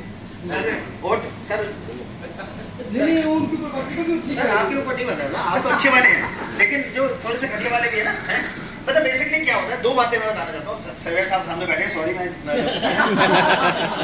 तो मैं ये कह रहा हूँ कि पहली बात तो क्लाइंट की जो एक्सपेक्टेशंस होती हैं वो ये होती हैं कि गाड़ी 4 साल से चल रही है, नो क्लेम में चल रही है और गाड़ी चारों तरफ से लगी हुई है, और जब वो क्लेम आए तो वो चाहता है कि मैं चारों तरफ से मिले, क्लाइंट की ये इच्छा होती है। तो उसमें उसकी क्लाइंट की इच्छा का तो हम कुछ नहीं कर पाते, लेकिन ये बात हम उसको कन्वे कर देते हैं कि देखो सर, आपने 4 साल यदि गाड़ी का क्लेम नहीं लिया तो इंश्योरेंस कंपनी ने भी आपको 4 साल तक नो क्लेम दिया, उसका आपका प्रीमियम तो उतना 4 साल तक कम लिया। अब आपका सिर्फ इतना बता दीजिए कि अभी करंट कौन सा डैमेज है, ठीक है। कई बार क्या होता है कि जो करंट डैमेज होता है वो हम दिलवा देते हैं, बहुत सारे केसेस में नई गाड़ी होती है और मतलब ऐसे केसेस मेरे पास बहुत फ्रिक्वेंटली आते हैं, सर्वेयर से मुझे बात करनी पड़ती है, इसलिए माफी चाहूंगा, मुझे बात करनी पड़ती है कि वो जो चीज लिंक्ड है ना, अभी 4 दिन पहले भी मेरे क्लाइंट की BMW लगी, लेफ्ट हैंड साइड से लगी है, वो आगे के फेंडर से लेके दोनों दरवाजे लेकर के पीछे का बम्पर को टच करते हुए तो सीधी कोई चीज घिसटती भी चलेगी BMW से। अब वो सर्वेयर कह रहा है कि मैं पीछे का बम्पर नहीं दूंगा, ये इससे लिंक नहीं लग रहा। तो मैंने कहा भाई, फिर बात करनी पड़ी। मैंने कहा अरे अच्छा, क्लाइंट क्या कह रहा है कि अरे सर अगला बम्पर लिंक नहीं हो रहा, क्योंकि वो फेंडर में भी जहां से शुरू हुई है ना, फेंडर जो पार्ट है वो जहां से शुरू हुई है, वो टायर खत्म होने के बाद से शुरू हुई है। तो अगला बम्पर तो जब लगेगा ना, जब पहले पूरा फेंडर खराब होना चाहिए, तभी तो अगले बम्पर से आई ये चीज दिख रही है। वो दिख रही है कि वो फेंडर से ही शुरू हुई, दोनों दरवाजों को डैमेजेस करा और पीछे के बम्पर पे लेके गया। तो वो कह रहा है कि आगे का भी, तो मैंने उसको क्लाइंट को बोला, मैंने अच्छा सबसे पहले क्या करते हैं, हम फोटो मंगा लेते हैं, बजाय किससे लड़ना झगड़ना तो बाद में कहते हैं ना, उसको बोलते हैं वर्कशॉप वाले को सर फोटो मेल कर दो। फोटो मेल करते, फोटो को देखते समझ आता है कि कहानी कहाँ से कहाँ शुरू हुई है। हमने उसको सर्वेयर को फोन करा, सर्वेयर को बोला कि सर ये पिछला बम्पर नहीं सर लिंक नहीं है। कैसे लिंक होगा ये बता, इसके अंदर ये गाड़ी ये दिख रही है। मैंने अगला बम्पर तो नहीं मांगा ना हमने, अगले बम्पर की बात नहीं कर रहे ना, हम पिछले बम्पर की बात कर रहे हैं। यहाँ से शुरू है, पिछले वाले टायर से निकलता हुआ गया है। तो अल्टीमेटली कह रहा है सर मैं देखता हूँ करता हूँ, सर वो नहीं कुछ कर रहा था। फिर हमने क्लेम हेड से फोन किया, मैंने कहा सर आज शाम को अप्रूवल चाहिए इसका, इतना टाइम नहीं है कि बार 4 दिन से गाड़ी खड़ी है, वर्कशॉप में काम नहीं हो रहा। ऐसे जब आप काम करते हो ना तो आपको सुनेंगे। आप यदि ऐसे नहीं बोल सकते, किसी को भी बोल दो तो ऐसा कितना ले लेगा जिससे लेना, हम तो नहीं दे रहे, बोल देगा ना। आपको काम करना पड़ेगा ना। तो जब आप सही तरीके से बात करोगे, सही चीज पे बात करोगे, मैंने उसको क्लेम हेड को मेल करी पॉलिसी, वो जो फोटोज थी, उसको बोला कि भाई ये देख ऐसे है, ये अब बताओ इसमें कहाँ से कैसे प्रूव हुआ ये कि ये लिंक नहीं है। तो मैंने कहा अगला बम्पर की बात जो क्लाइंट सोच रहे हैं कर रहे हैं, वो वर्कशॉप वाला कह रहा है कि अगला बम्पर भी मांग रहा है। क्लाइंट तो पूरी गाड़ी मांगेगा, दे दोगे, लेकिन जो चीज बन रही है वो तो दोगे। उसने कहा ठीक है। 1 घंटे बाद वर्कशॉप से फोन आ गया, सर वो पीछे का बम्पर अप्रूव कर दिया।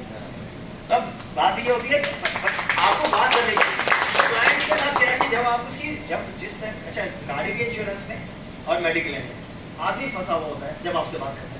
LIC में क्या है कि LIC की जरूरत नहीं है किसी को,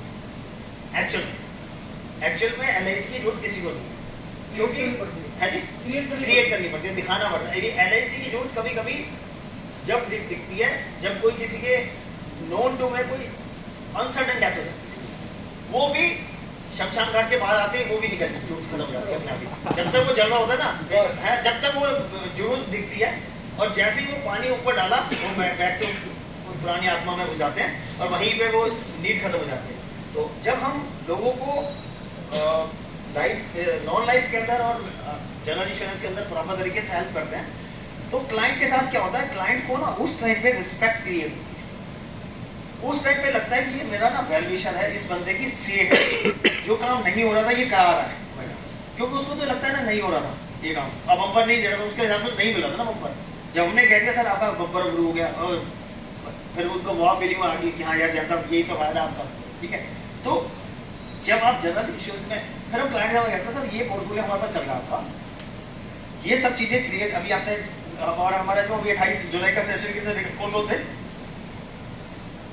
चंदन कोठारी जी ने जो बात करी थी कि सर ये सब चीजें जो क्रिएट करी है ना, इसके क्रिएटर आप हैं, आपका अपना इंश्योरेंस कितना है, तो लोग वहाँ पे नीलबड़ा से नाटा हो जाता है, या किसी का 5-10 पॉलिसी। अच्छा लोग ना कभी ये नहीं बोलते कि इतना सब कुछ हो रहा है, वो कहते हैं मेरे पास 10 पॉलिसी।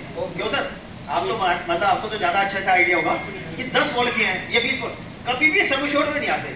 फिर हम उनको, अच्छा जब हमने कुछ थोड़ा बहुत काम किया था ना, तो उसके बाद हम उनको कनेक्ट कर पाते हैं।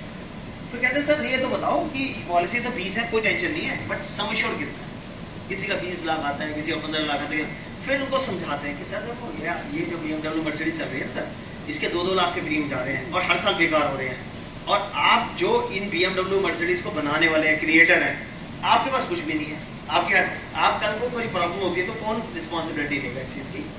तो फिर वहां पे, क्योंकि उससे पहले LIC की पॉलिसी लोगों को समझ नहीं आती, जब वो लोग हमारे साथ क्लेम ले चुके होते हैं और उनको हमारी वैल्यू पता लग जाती है, या उनको हमारा काम करने का तरीका समझ आ जाता है, या उनको लगता है कि हमने एक्चुअल में उनकी हेल्प करी है, तो फिर वो हमारे लिस्निंग मोड में आते हैं और फिर हम उनको बात करते हैं। थोड़ा सा जब क्लाइंट लिस्निंग मोड में होता है तो उसके साथ हम ना कंसेप्ट सेलिंग करते हैं। हमने कभी भी ना ये काम नहीं, मतलब ऐसा नहीं कि अपनी पॉलिसी सेल करने की प्लानिंग नहीं करते, कभी भी ऐसा होता नहीं कि अपनी पॉलिसी के बर्थडे प्लान, जैसे सर प्रॉपर्टी बेचते हैं उससे उमंग से हम बर्थडे प्लान करते हैं। मेरा टारगेट है, मैं सबको एक कहता हूँ 1 लाख रुपए 15 साल तक दे दीजिए, 15 साल के बाद जिंदगी भर आपको 1 लाख मिलेंगे आपके बच्चे को बर्थडे में। आप दुनिया में नहीं भी हुए ना, उसको बर्थडे गिफ्ट मिलता है। सर आप अपने जो भी, मैं 1-2 बातें जरूर बोलता हूँ अपने क्लाइंट्स को कि जो भी आपने कमाया है ना सर आज तक, वो सब आप अपने बच्चों को दिखाओगे। कोई भी सिस्टम ऐसा नहीं है कि अपनी चीज कमाई भी ऊपर ले जाने का जुगाड़ है ही नहीं, ठीक है, सही बात है ना भाई, हाँ या ना करो, किसी के पास जुगाड़ है तो मुझे बताना, मुझे अभी तक समझ नहीं आया, मेरे हिसाब से नहीं है, ठीक है। तो मैं जब उनको बोलता हूँ जब ऊपर ले जाने का जुगाड़ है ही नहीं और हमने सब कुछ अपने बच्चों को देके जाना है, तो क्यों ना एक ऐसा गिफ्ट देके जाए कि जब हम नहीं हो दुनिया में उनको उस टाइप पे याद आए। क्योंकि बर्थडे वाले दिन उसके सवेरे 8 बजे घंटी बजे कि 1 lakh credit in your account, birthday gift आ गया, उसको पापा याद जरूर आएंगे कि यार मेरे फादर ने मेरे लिए देखो बर्थडे गिफ्ट दिया। मैं कहूँ है जी इमोशन। और जब वो 80 साल का भी हो जाएगा वो अपने पोतों को भी बताएगा कि मेरे पापा ने मेरे लिए बर्थडे गिफ्ट भेजा है, ठीक है। तो मेरे को आपको लिंक करना पड़ेगा, पिक्चराइजेशन करना पड़ेगा, थोड़ा सा उसको समझाना। और ऐसा नहीं है कि जब, अच्छा एक अच्छी क्या बात है कि बच्चे 1-2 होते हैं, ये तो अच्छी गुड बात है कि 2 बच्चे होने हैं तो सब कुछ उन्हीं को देना है। एक बात मैं ऐड करता हूं उसके अंदर कि आप अपने बच्चों को एक बार में 1 करोड़ दोगे, 100 करोड़ दोगे या लाख रुपए दोगे, उसका कुछ अच्छा या बुरा अगले 6 महीने में हो जाएगा। यदि वो ढंग से लगने होंगे तो 6 महीने में ढंग से लग जाएंगे, और फट्टे लगने होंगे तो 6 महीने में फट्टे लग जाएंगे पैसे। लेकिन ये एक पॉलिसी आपकी ऐसी है, ये एक गिफ्ट ऐसा है, वो till the last day of your son's life ये चलता रहेगा, कंटिन्यूशन में चलता रहेगा। और वो भी अपनी नेक्स्ट जनरेशन को 70-80 लाख रुपए की वेल्थ दे के जाए। 12.5 लाख रुपए की पॉलिसी बनती है, 1 लाख रुपए का प्रीमियम बनता है, और ब्रांच लेवल पे केस पास होता है। 15 साल से लेकर के जितने भी ऊपर तक के 35-40 तक के बंदे इसको ले सकते हैं आराम से। तो जिन बच्चों का 15 साल की एज होती है, 15 साल से ऊपर की एज होती है, हम उनको स्पेशली पिच करते हैं। 15 से 20 साल तक के, जिनके 10 से 15 साल के बच्चे हैं, हमको 15 साल की या 20 साल की पॉलिसी पिच करते हैं इसके लिए। और जितने लोगों को हमने बताया है, हमारा मतलब सक्सेस रेट बहुत अच्छा है, बहुत हाई है। तो हम इस तरीके से उन्हीं जिन लोगों को हमने सर्विसेज से खुश कर रखा है, उन्हीं के पास ये प्रपोजल भेजते रहते हैं, एग्जिस्टिंग क्लाइंट्स को भेजते रहते हैं कि भाई आप ये कर लीजिए, ये अच्छी चीज है। ये आप कंसेप्ट पे से करोगे ना, कोई IRR पे नहीं आएगा, आप कंसेप्ट पे आ जाइए बस। आप सामने वाले को कंसेप्ट पे, आप सर ने प्रॉपर्टी के हिसाब से लिंक करा उस दिन, और सेशन में इन्होंने 15 मिनट का सेशन लिया, वंडरफुल सेशन था। 15 मिनट के अंदर लोगों को इतनी वैल्यू मिल गई, एक प्रोजेक्ट मिल गया कि चलो मार्केट में। अब सर इन्होंने एक बहुत बढ़िया आइडिया दे दिया, अब ये हम लोगों का काम है हम उसे इम्प्लीमेंट करें या नहीं करें, ठीक है ना। इन्होंने तो अपना जो जिस तरीके से इन्होंने सीओटी करी है, इन्होंने अपना राज दे दिया। देखो सर, ये बड़ी इस प्लेटफॉर्म की ये बहुत बड़ी खासियत है, जो लोग जो अचीव कर रहे हैं उसको दिल खोल करके दे रहे हैं सामने। ये आप लोगों की एक्सेप्टेंस है कि आप उसको कितना लेना चाहते हो। तो अजय भाई यही थोड़ा थोड़ा कर करके चल रहा है। इसी तरीके से जब आप नॉन लाइफ में सामने वाले को थोड़ा सा कंफर्ट दे चुके होते हैं तो वो लिसनिंग मोड में आ जाते हैं, क्योंकि ऐसा है कि LIC का जो काम है वो पुल बिजनेस है और जनरल इंश्योरेंस पुश बिजनेस है। जनरल इंश्योरेंस में सामने से क्वेरीज आती हैं, LIC में आपको क्रिएट करनी है, बस इतना फर्क है। तो यही है कि लोग उनके साथ लगे रहते हैं, बात करते रहते हैं उनकी। अच्छा, क्लेम के टाइम पे ना जब भी किसी की कोई भी समस्या हो, किसी के जैसे लोन की है, जैसे LIC में लोन लेना है, तो हमारी प्रायोरिटी है, हम सारे काम छोड़कर अपने स्टाफ को कहते हैं पहले सबसे पहले, क्योंकि कोई आदमी अपनी लोन मांग रहा है तो उसका मतलब उसको प्रॉब्लम है, कुछ उसको फाइनेंशियल तकलीफ है, तभी वो पैसे मांग रहा है, नहीं तो उसको क्या जूता रही है लोग। सर्विसिंग के पे चाहे बेशक वो LIC की सर्विसिंग है, चाहे बेशक वो जनरल इंश्योरेंस की सर्विसिंग है, उसको हम पूरी, हमारा LIC का भी मैं आपको शेयर करना चाहता हूँ। LIC में रिन्यूअल की डेट 28 तारीख होती है मोस्टली पॉलिसीज की। ये LIC ने हमें बाय डिफॉल्ट दे दिया सबको, और हमने इसको बचपन से अडॉप्ट कर लिया।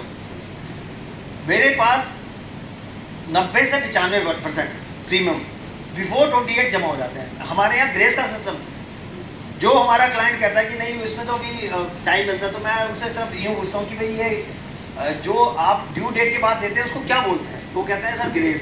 सर ग्रेस को हिंदी में क्या बोलते हैं? ग्रेस को हिंदी में मोहलत बोलते हैं, मोहलत। तो सब अब आप और हमारी जिंदगी ये है कि हम मोहलत की जिंदगी जिएंगे हम, ये मतलब हमारा। तो हम उनको ग्रेस तक लेके नहीं जाने देते। हमारे पास 95% पॉलिसीज के premium before the due date जमा होते हैं। मतलब ऐसा भी बहुत सारे क्लाइंट्स हैं जिनके 10 तारीख तक जमा हो जाएंगे, जो उसकी ड्यू डेट 28 तारीख को। तो मतलब उसमें क्या होता है, सबसे अच्छा बात ये नहीं कि हमारे पास रिन्यूअल का कमीशन आया था, इसका मतलब ये है, इसका मतलब ये है कि आपने जब भी कोई प्रीमियम आपका टाइमली ड्यू हो जाएगा। अब ड्यू डेट के बाद किसी के घर में कोई इन्वेंचुरी हो जाती है, कोई प्रॉब्लम हो जाती है, सपोज पॉलिसी होल्डर के साथ ही कोई प्रॉब्लम होगी, क्या आप उसकी फैमिली को बोल सकोगे सर इसका प्रीमियम ड्यू है दे दो? बोल सकोगे? और अच्छा आप क्या, या आपकी कैपेसिटी है आप प्रीमियम जमा कर दो उसके बिहाफ पे? कितने का करेंगे भाई? हजारों क्लाइंट होते हैं सर। आप देखो, हम इस प्रोफेशन में है, हमें इस प्रोफेशन को समझना पड़ेगा, क्योंकि हम जिस आदमी का प्रीमियम ग्रेस पीरियड में चल रहा है उसके अंदर कोई मिसहैप नहीं होगी, अब उसकी फैमिली से प्रीमियम नहीं ले सकते, आप जमा कराने की हालत में नहीं हो, तो उस पॉलिसी को देने का फायदा ही खत्म हो गया। और आप ये मान के रखना, इन्वेंचुरिटी कह के कभी नहीं आती, कभी नहीं आएगी कह करके अब मैं तुम्हारे बहुत प्रॉब्लम आने वाली हूँ, अब तुम तैयार हो जाओ, ऐसा कभी नहीं होगा। प्रॉब्लम हमेशा ऑल इन सडन आती है, तुरंत आती है, आपको उसका सोल्यूशन ढूंढना है।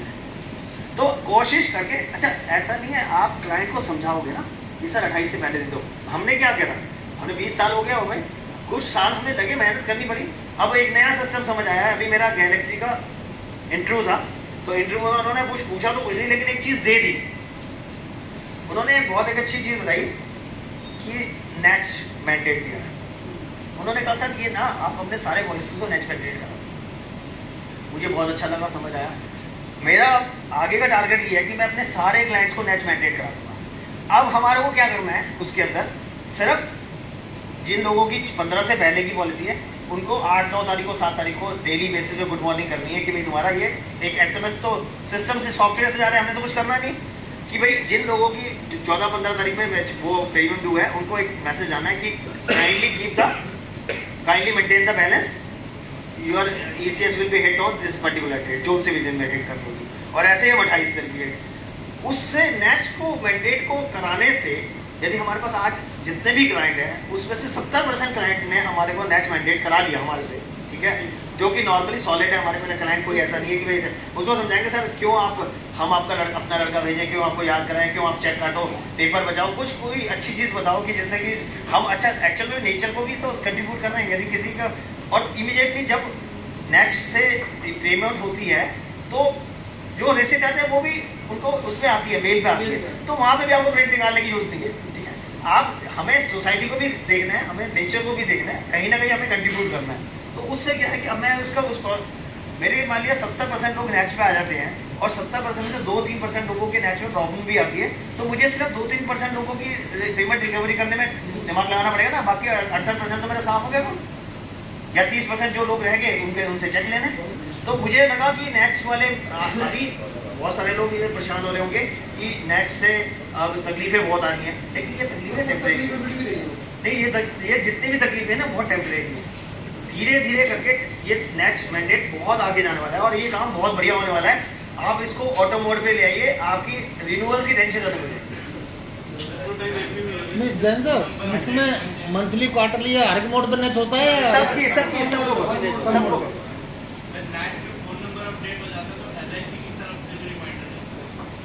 सर एक बात सुनो, हाँ ये भी अच्छी बात है ना, अच्छी बात है ना, यदि LIC भी रिमाइंड करा रही है और आप भी रिमाइंड करा रहे हो, मैं आपको एक बात ध्यान सुनना जो मैं बताना चाह रहा हूँ।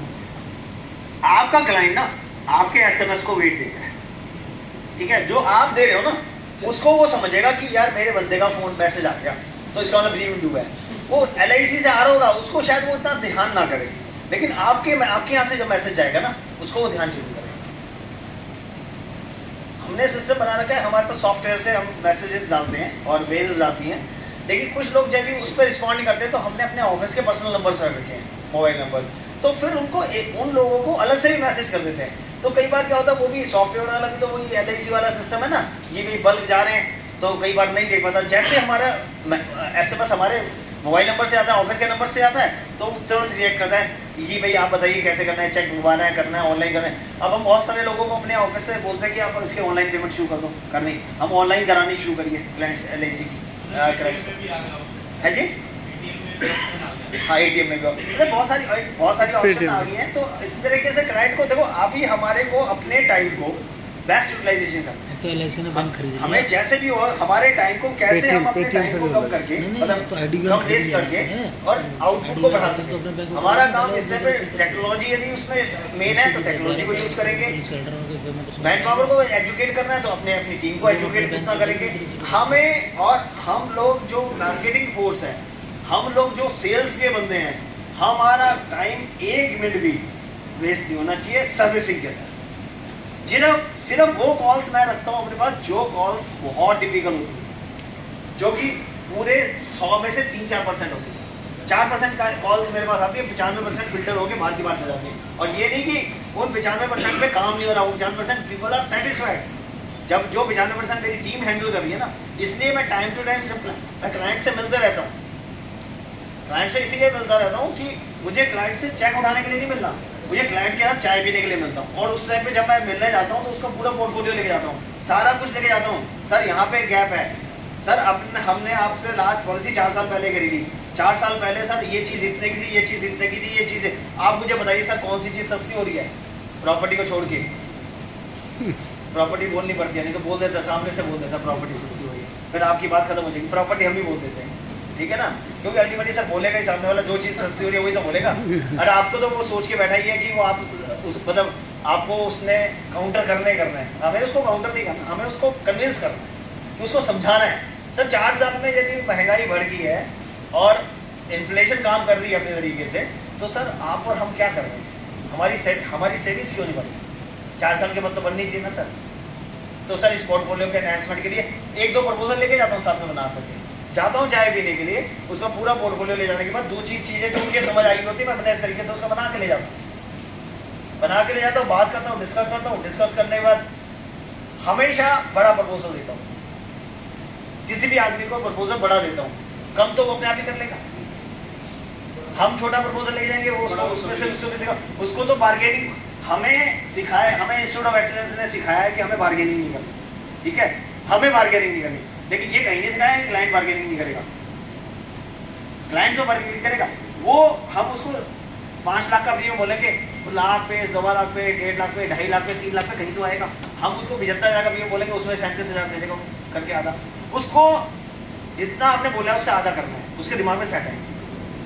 आप ये देखो, अब ये भी देखना पड़ेगा कि आपको, क्योंकि मैं अपने क्लाइंट्स को जानता हूँ कि मेरे क्लाइंट के पास कितना पोटेंशियल है, ये आपको अपने क्लाइंट्स का देखना पड़ेगा कितने के पास। ये नहीं होगी पता लगे मेरी बात सुनने के बाद एक आदमी जिसके पास पोटेंशियल ही नहीं है, आप उसको सीधा 5 लाख का प्रीमियम बोल दो, ठीक है ना, उसका भी ध्यान रखना पड़ेगा ना। मुझे अपने क्लाइंट्स का पोटेंशियल पता है कि भाई मैं यदि उसको 5 लाख का प्रीमियम ऑफर कर रहा हूँ ऑलरेडी, जिससे कि 7-8 लाख ऑलरेडी आ रहे हैं, उससे 5 लाख की बात कर रहा हूँ, तो मुझे पता है वो 10 लाख भी दे सकता है, तब भी मैं 5 लाख बोल रहा हूँ उसको। तो ये सारी चीजें हैं। जैन साहब एक सवाल, हाँ जी, हाँ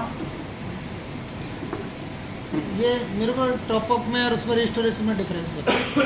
टॉप अप में टॉप अप पर रिस्टोरेशन, जैसे हमारा ओरिएंटल का रिस्टोरेशन है 100% 50% है, और टॉप अप क्योंकि ओरिएंटल का ही बता दो वो समझ में आ जाएगा। अच्छा सर ऐसा है, मेरे को ना आज तक ना टॉप अप किसी भी कंपनी का समझ नहीं आया, ओरिएंटल वो इंक्लूडिंग ओरिएंटल, ठीक है, क्योंकि जो भी टॉप अप पॉलिसी है ना कहीं ना कहीं उसमें एक स्टार मेंशन है, कहीं ना कहीं, ठीक है। हाँ, तो मुझे लगता है कि ना यार देखो, जब आप किसी से बात कर रहे हो ना, अब हमारे पास 1 करोड़ रुपए तक की, 50,000 रुपए की, 50 लाख तक की, 1 करोड़ तक की पॉलिसीज है मेडिक्लेम में। मैं क्लाइंट को बोलता हूँ सर देखो आपको सस्ता चाहिए या अच्छा चाहिए, पहले यदि आपको सस्ता चाहिए तो सर फिर हम सस्ते नहीं हैं, हम तो महंगे वाले हैं, हम नहीं दे पाएंगे, ठीक है। और अच्छा चाहिए तो हम बात करेंगे आपसे। जब क्लाइंट को ना पैसे देने में तो नहीं है, उसको कन्विंस कर दो, उसको समझा दो कि हम क्यों आपसे, हम आप यकीन मानना कि मैं टर्म प्लान काफ़ी अच्छी सेल करता हूँ, काफ़ी सेल कर लेता हूँ, और मैंने आपको जान के अच्छा लगेगा, मैं भी आपको एक बात बता रहा हूँ। PNB हाउसिंग फाइनेंस के एक ब्रांच मैनेजर हैं, उनको मैंने, अब ये समझिए जो PNB हाउसिंग फाइनेंस का नंबर थे, और हाउसिंग फाइनेंस वाले पैरेलली इंश्योरेंस देते हैं साथ में, तो पैरेलली अपने क्लाइंट को इंश्योरेंस देते हैं जो उनसे लोन लेता है।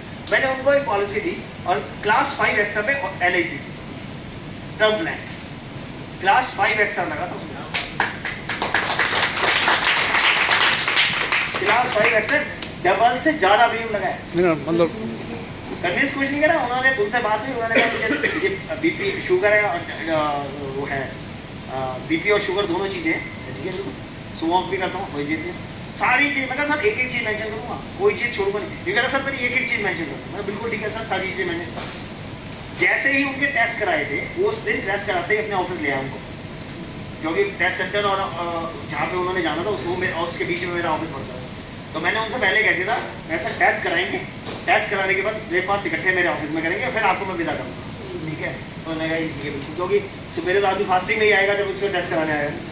तो जब टेस्ट करा के आए मेरे ऑफिस में आए तो मैंने उनको समझा दिया, मैंने उस टाइम पे उनका माइंड मेकअप कर दिया। मैं कहा सर आप ये मान के चलना, आप इसको दिल पे मत ले लेना, ये पॉलिसी हो सकता है LIC डिनाई करे, आप पहले उसको नेक्स्ट लेवल बताओ या लास्ट लेवल बताओ, क्योंकि वो फिर मेंटली प्रिपेयर होना शुरू करे। सर आपके और मेरे रिलेशन खराब नहीं होने चाहिए, क्योंकि इतनी सारी कॉम्प्लिकेशंस जितनी आपने बताई हैं, और अभी आपकी रिपोर्ट्स भी आएंगी और रिपोर्ट्स में भी बहुत बताएगा कि भाई क्या चीज़ हुई है।